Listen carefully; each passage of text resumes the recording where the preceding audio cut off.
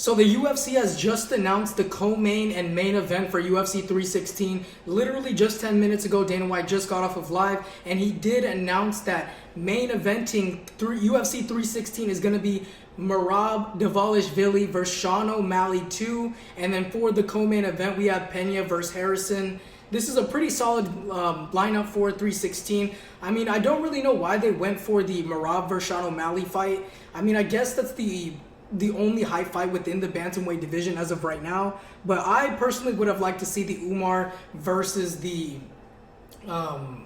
Merab 2. You know, the first fight was great. It could have went either way. Merab ended up getting the decision win. Honestly, I'm not seeing this matchup playing out too differently than the first fight. I know Sean O'Malley did end up hurting Merab in the last, couple minutes of round 5.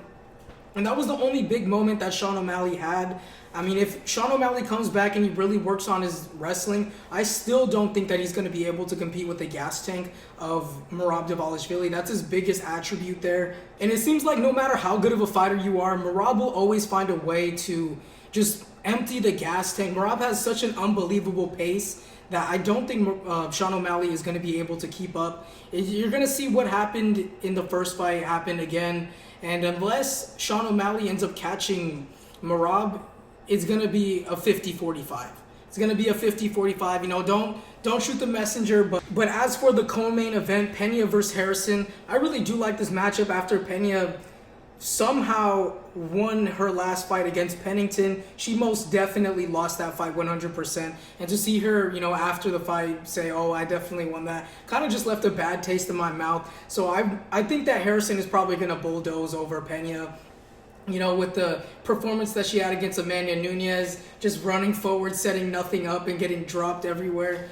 It was women MMA, man. Women's MMA. Dana White also did announce the new main event for Kansas City. It originally was supposed to be Jamal Hill versus, Khalil Roundtree. And this was going to be a good fight. This fight seems to be cursed because it's been canceled twice already.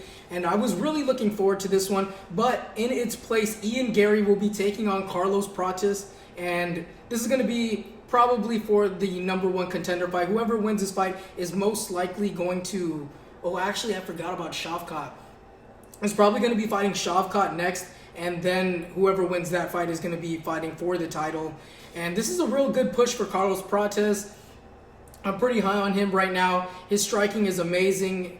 And Garry is coming off of the Shavkat loss. I actually attended UFC, I think it was 310 live in Las Vegas. For who's going to win this fight, I'm kind of leaning a bit towards Garry. I think he's the bigger fighter. He's going to be able to... They both have good striking, so either way, it's going to be a good matchup on the feet. Garry also has good takedowns. He did get Shavkat's back, so maybe that's something saying more of something towards Shavkat's defensive grappling versus Garry's offensive grappling. But I think that Garry could put Carlos Prates in a bit of trouble. We haven't really seen too much of Carlos Prates' ground game, so that'll be really interesting to see where Carlos Prates is at within the welterweight division. He looks like he's a world beater right now, so this is a good level step up in competition for him.